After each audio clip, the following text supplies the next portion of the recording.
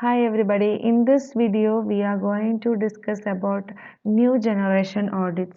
New generation audit include inflation audit, human resource audit, social audit and energy audit. Let us see in detail what are the different types of new generation audits. First is inflation auditing. Inflation means you know that it is the accounting for effect of the changes in prices, or it is the accounting for changes in the price level.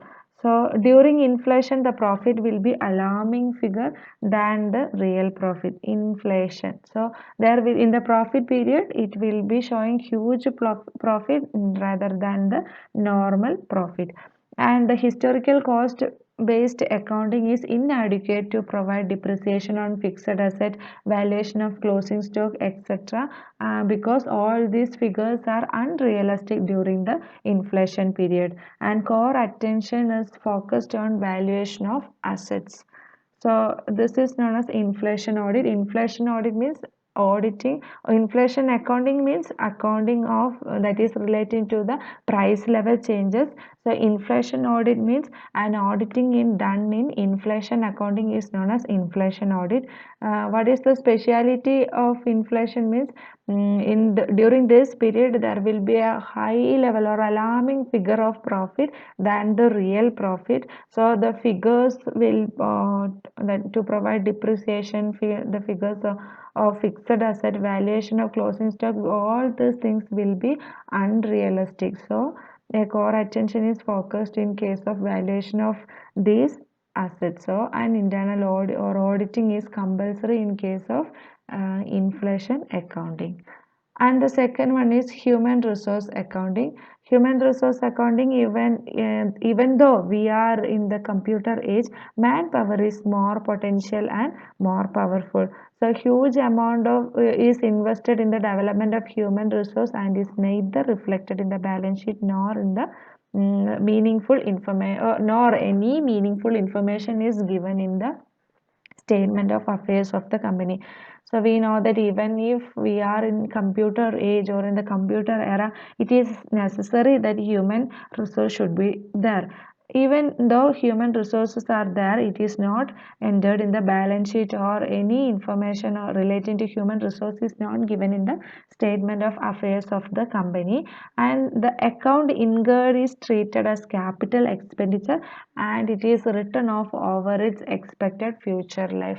So this is what is happening in case of human resources. It is considered as a capital expenditure and is written off. It is in the blueprint stage and requires several research and experiments in case of human resource auditing, and in the coming years we can surely believe that it will be presented in the financial statement by the auditors. So new generation in the coming days, most probably it will be recorded in the books of account also. And the next one is social audit.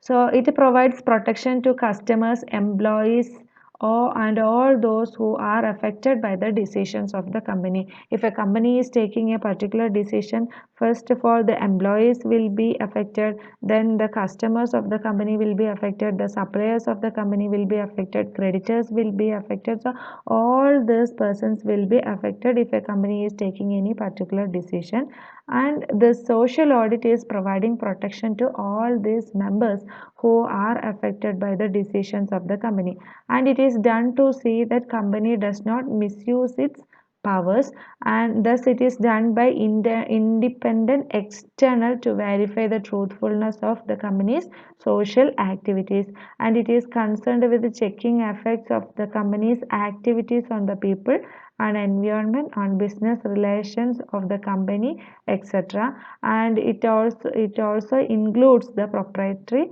credit. So social audit means it is an auditing done to protect all people who are involved in a or who are affected by the decisions taken by the company. It is done in order to prevent the company from misusing its powers. And the last one is energy audit. Energy audit companies rule under section 217 IE I subsection E 1998 was amongst the first time in the country to enforce industries provide energy efficiency form. So energy audit, and it offers industry an opportunity to maximize the energy conservation, and it also provides an opportunity to high profit and it also contains global competitiveness. Tamil Nadu, West Bengal, Delhi, Kerala make energy audit mandatory for industries. So energy audit means we know that it is done in order to protect the industries or in order to minimize the maximum utilization of energy, and it also insists the firms to use the energy in an efficient manner. And this energy audit, the law concerning energy efficiency has been reviewed several times during 1990s also, and the actual enactment encompassing mandatory energy for industries in this type of states, that is Tamil Nadu, West Bengal, Delhi, Kerala, etc. And energy audit offers industry an opportunity to maximize energy conservation, and it is an opportunity to hike the profit and it also contains global competitiveness. So this is the these are the different classifications of audit on the basis of new generation. So new generation audit or present audit, some of them are implemented and some of them are yet to implement. That is inflation audit, human resource audit, social audit, and also energy audit. Thank you all for listening to me.